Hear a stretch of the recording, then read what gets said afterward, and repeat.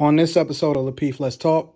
When you go into these meetings, often at times they force you to acknowledge it because very few people are willing to own up to it, which then empowers you to be able to get over whatever it is that you do. When you talk about cheaters, right, we're talking about it in a silo in that we're saying people that get caught, but most people that cheat has done it multiple times prior to getting caught. So using this narrative of, well, you only did it one time. I don't care if you only did it one time. If you have that desirability or that thing in your heart that's driving you to do whatever this thing is, it needs to be addressed accordingly. And the first thing that you have to do in any scenario and anything that you would identify, because anything can be a vice, anything can be an addiction, right? You're seeking the attention of other people can be something that needs to be addressed, which often at times lead to cheating, right? Whenever you find yourself in these spaces, the first thing that you have to do is acknowledge that that's the problem by identifying yourself as it, which then empowers you to get over it. So to my point is discarding the label in order to make yourself feel better does nothing for you in the end in order for you to be able to really become what you need to be and empower yourself to move forward in the right fashion. That's the point that I was making. I agree. You guys are tuning in. Welcome to Lapeef, Let's Talk. I want to recognize the super chats. We got Steph is Cold in the house. Definitely a supporter of your channel, man. Appreciate the super chat. Hey, Steph is Cold is the homie, man. We got to shout out to Steph is Cold, bro. I rock with you, bro. And I appreciate you for tapping in on multiple channels, bro. We rock with you. Yeah, we definitely do. While you guys at it, make sure you get these likes up on this video right now. Make sure you guys also subscribe to the channel. Moving on to our next topic, which is once a cheetah, always a cheetah. Is there a double standard between men and women? Once a cheetah, always a cheetah. Is there a double standard between men and women? Start with you, Courtney. I don't subscribe to once a cheater, always a cheater. I do believe someone could cheat and reform. So it just depends on their mindset. So I definitely think that someone can cheat and be reformed. I always believe in redemption. But of course, there's a double standard. Of course it is. I mean, men cheat, women cheat. We've said this before for completely different reasons. Men cheat, has no emotional ties to the lady, probably don't even remember her name, nor probably even care sometimes. So cheating is different between men and women. With women, it's more emotional, it's more calculated. We tend to be a little bit more sneakier with it as well, too. So yeah, it's a double standard. Okay.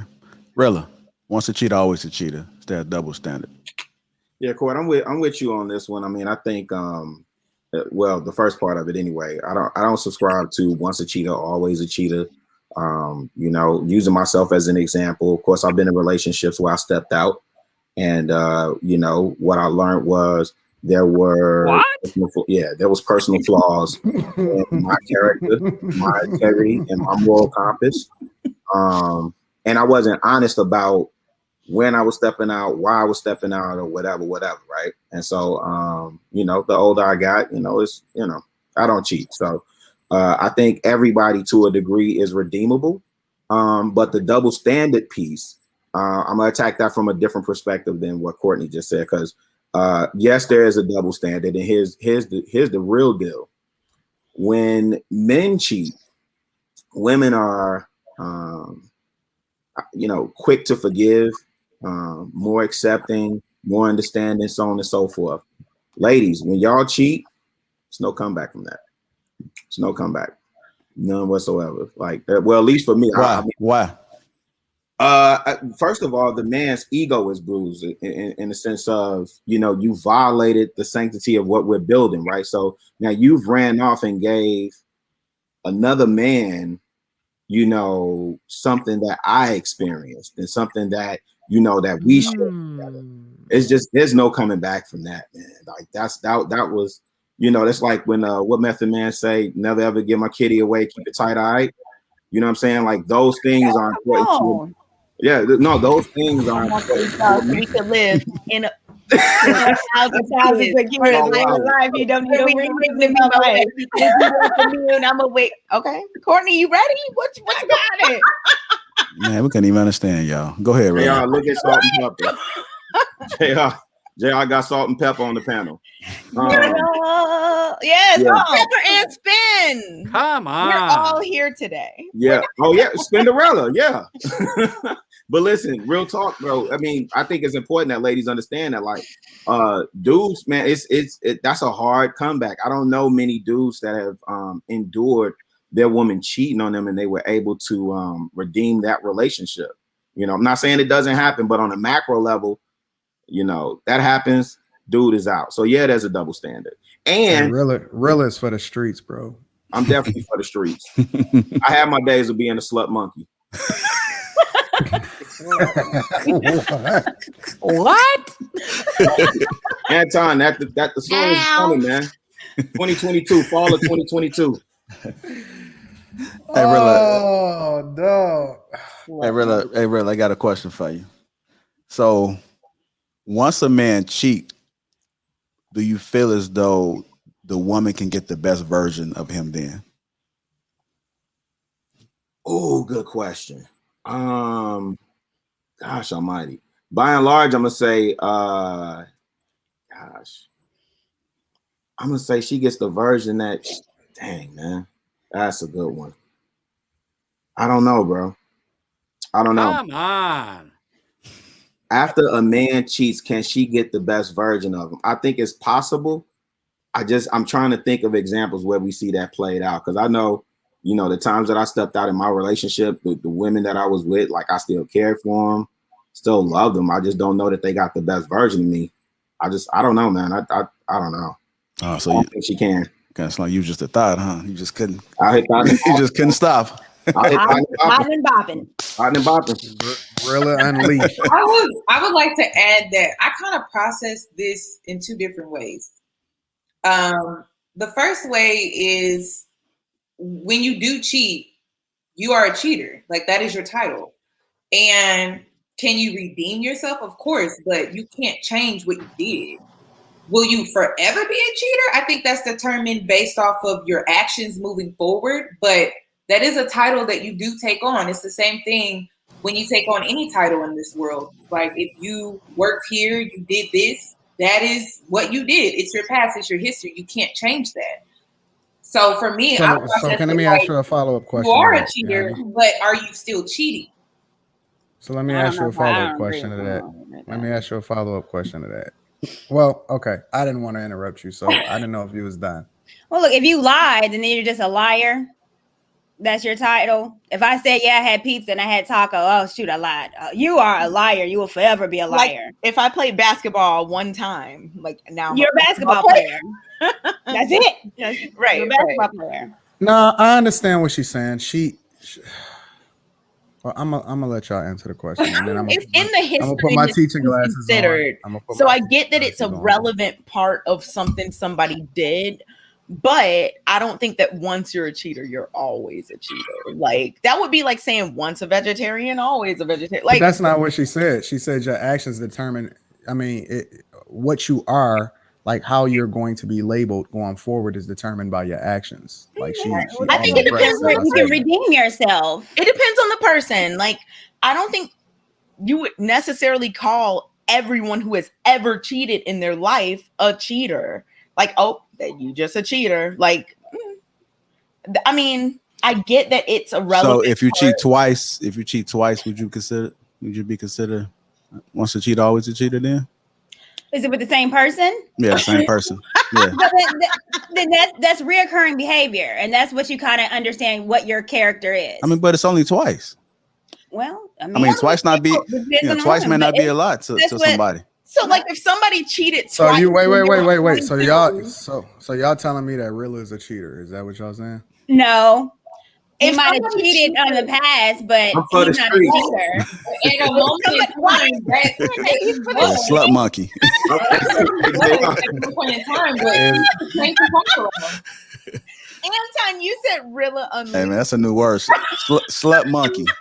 I'm I ain't never heard of that one. Yeah. Oh my goodness. I mean, it's just that, think about it. If somebody cheated twice when they were in their college undergrad relationship or whatever, and now they 45. You still gonna be calling them a cheater?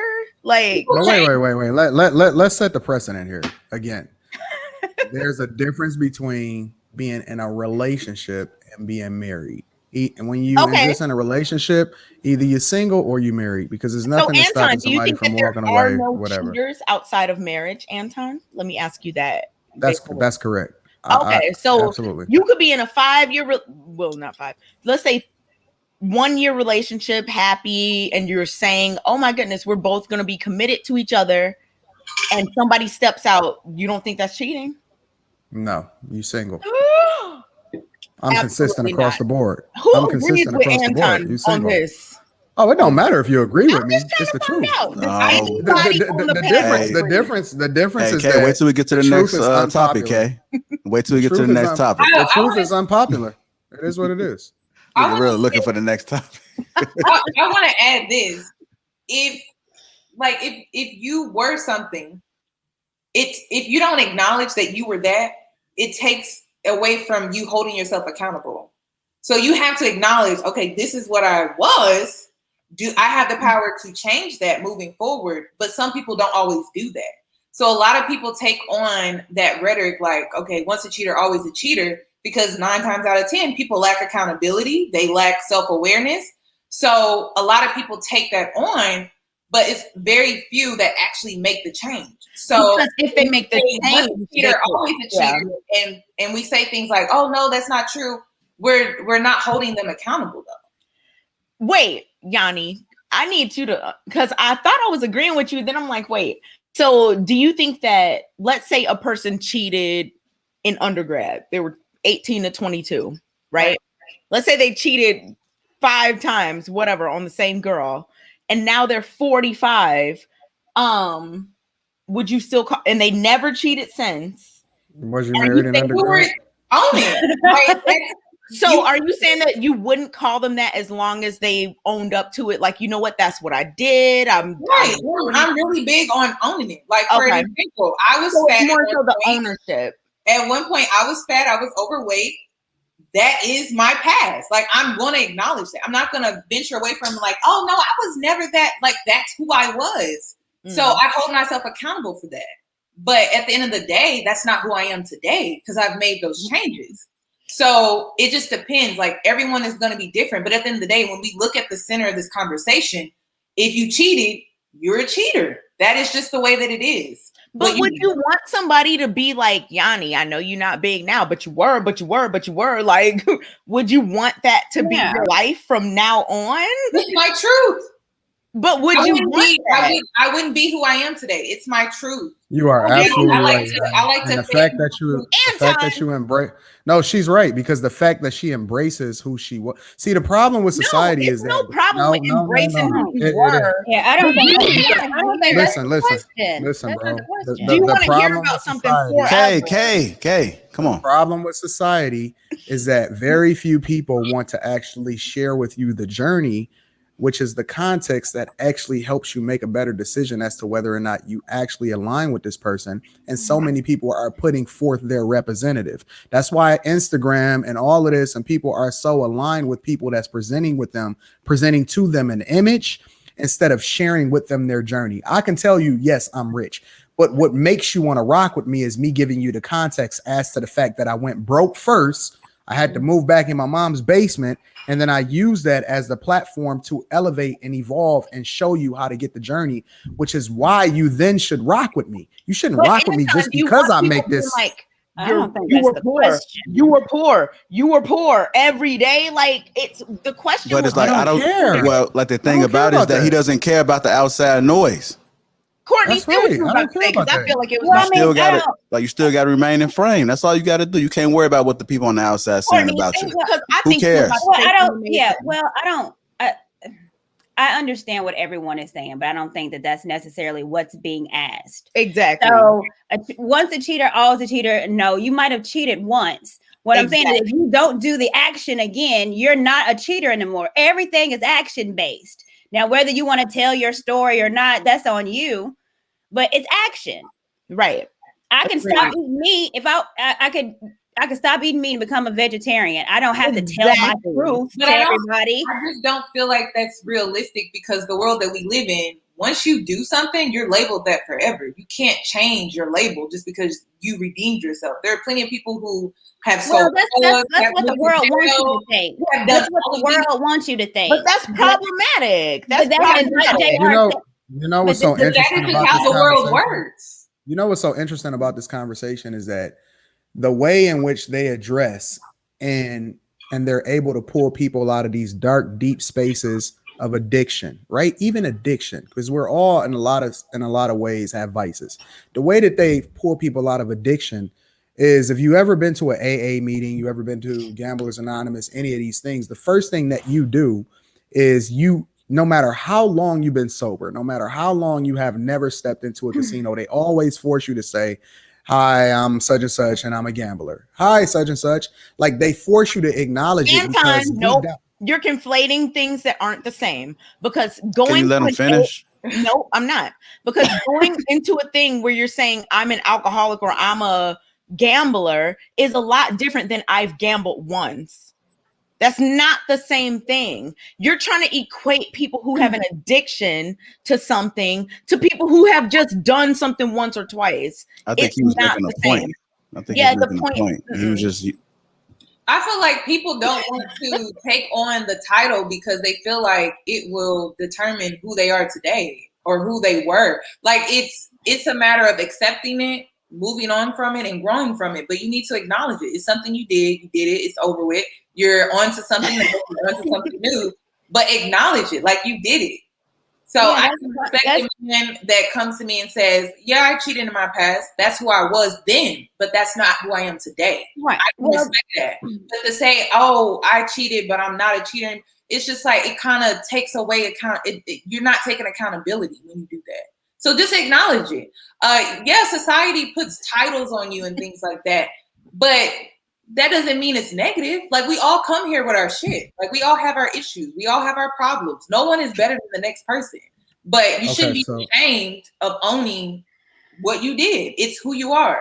So that's how I see it. So let me finish making this point. Like I was saying, when you go into these meetings, often at times they force you to acknowledge it because very few people are willing to own up to it, which then empowers you to be able to get over whatever it is that you do.